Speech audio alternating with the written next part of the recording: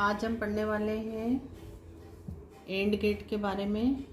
The and operation है ना। अब हम बनाते हैं 2 इनपुट एंड गेट। ये एंड गेट का सिंबल है। इसके 2 इनपुट्स हैं। First input is A, second input is B. And इसका जो इस एंड गेट का आउटपुट है लेट वाई। सो ये एंड गेट का सिंबल है। ये 2 इनपुट एंड गेट है। अब ऐसे ही 3 इनपुट एंड गेट हो सकता है। आगे सक्सेसिव बढ़ के 4, 5 एन इनपुट एंड गेट हो सकता है। तो एन इनपुट एंड गेट कैसे होगा? Input and get an can be any number, finite number. ठीक है। अब यहाँ पर ये 2 इनपुट है तो output y is equal to होता है ए। यहाँ पे ये डॉट का साइन है लेकिन इसको लॉजिकल मल्टीप्लिकेशन बोलते हैं।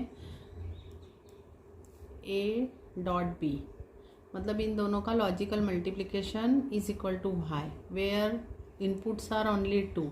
Now in this case we have n inputs, so your y is equal to A dot b dot c dot dash dash dash dot n हो जाएगा। इक्वेशन आपने लिखी है y is equal to A dot b dot c dash dash dash dot n is called Boolean equation, और इसको logical equation of an and gate भी बोलते हैं। तो this is also logical equation for 2 input and gate. Logical multiplication dot is called and operation. मतलब जहाँ पर भी हमको एंड ऑपरेशन करना होगा वहाँ पर हम डॉट लगाएंगे। और यहाँ पर जो y is equal to A dot B लिखा है तो ये डॉट आपका लॉजिकल मल्टीप्लिकेशन हो गया। और ये जो a एंड b है, the binary variables a and b are also referred to as logical variables. इस केस में हमारे 2 लॉजिकल वेरिएबल्स हैं और ये जो n इनपुट वाला एंड गेट है यहाँ पर n लॉजिकल वेरिएबल्स है। तो अब ए वेरिएबल की, ए जो आपका वेरिएबल है इसकी डिजिटल इलेक्ट्रॉनिक्स में क्या वैल्यू हो सकती है? 0 हो सकती है और 1। यहाँ पर डिजिटल इलेक्ट्रॉनिक्स में 2 ही वोल्टेज की वैल्यू होती है, या तो 0 होती है या 1 होती है। मतलब लो होता है या हाई वोल्टेज होता है। तो 0 और 1 2 ही वैल्यू होंगी, तभी बुलियन अलजेब्रा भी हम लगा पाएंगे। और दूसरे वेरिएबल b की वैल्यू भी क्या हो सकती है? आइदर 0 हो सकती है और 1 हो सकती है ना। अब मान लो कि आपके पास 1 वेरिएबल है, लॉजिकल 1 वेरिएबल है, सिर्फ a है, तो इसकी वैल्यू क्या हो सकती है? 0 या क्या हो सकती है? 1 हो सकती है। मतलब टोटल कितनी वैल्यू हो सकती हैं? 2। तो जब 1 वेरिएबल होता है तो 2 वैल्यूज हो सकती हैं, which is equal to 2 to the power 1। मतलब 2 की पावर में जितने भी वेरिएबल हो वो रख देना है, तो उतनी पॉसिबल वैल्यूज होती हैं। अब अगर मान लो 2 वेरिएबल्स हों, 2 वेरिएबल्स हैं मतलब a एंड b हैं, तो आपकी पॉसिबल वैल्यूज कितनी हो जाएंगी? 2 की पावर में जितने भी वेरिएबल्स हो वो रख देंगे, तो 2 to the power 2 means 4 possibilities हो जाएंगी। अब 2 वेरिएबल्स में कौन सी 4 पॉसिबिलिटीज़ होंगी वो देखें। a की वैल्यू 0, b की वैल्यू भी 0, a की वैल्यू 0, b की वैल्यू 1, a की वैल्यू 1, b की वैल्यू 0 और a की वैल्यू 1 और b की वैल्यू भी 1। ये 4 पॉसिबिलिटीज़ होंगी, है ना। तो अब मुझे बताना, आप 3 वेरिएबल्स होंगे, अगर if 3 variables are there in any case, then how many possibilities we have, है ना। ऑब्वियसली फॉर 3 वेरिएबल्स हो जाएंगे 2 to the power 3 which is equal to 8, है ना, जो कि हम बाद में देखेंगे। The and operation is defined as, मतलब एंड गेट में आपको आउटपुट 1 तभी मिलता है जब आपके सारे इनपुट्स 1 हो, है ना। The output of an and gate is 1 if and only if all the inputs are 1। मतलब जब सारे इनपुट 1 होंगे तभी आपको आउटपुट 1 मिलेगा। अगर इसको अलग तरीके से बोलें तो अगर एक भी इनपुट ऑफ एंड गेट का अगर 0 हो तो आउटपुट 0 होगा। ठीक है। तो अब हम इसका ट्रूथ टेबल बना लेते हैं। ऐसे टेबल बनेगा ट्रूथ टेबल। यहाँ पर आएंगे इनपुट्स, और यहाँ पर आएंगे आपका आउटपुट, राइट। तो अब यहाँ पर अगर हम 2 इनपुट एंड गेट की बात करें, ओनली 2 इनपुट एंड गेट, हम अभी 2 इनपुट एंड गेट का ही ट्रूथ टेबल बना रहे हैं। A and B and Y is output. तो हमारे इनपुट हो जाएंगे A and B and Y is our output, है ना। जब अभी हमने एंड गेट को यहाँ ऊपर डिफाइन किया है कि आउटपुट 1 तभी मिलता है जब सारे इनपुट्स 1 हो।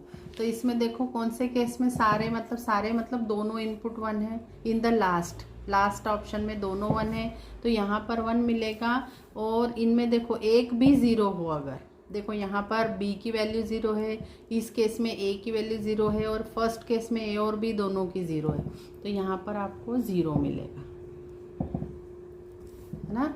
तो आप देखेंगे यहाँ पर एंड गेट में you will get output as 1 if all your inputs are 1, and either you can say कि if any one of the input is 0 then your output is 0 in the case of and gate. तो मतलब अगर आप एक भी input देख लें कि 0 है, तो आप एंड गेट का आउटपुट सीधे 0 लिख सकते हैं। आपको बाकी के rest of the inputs check करने की ज़रूरत नहीं पड़ेगी।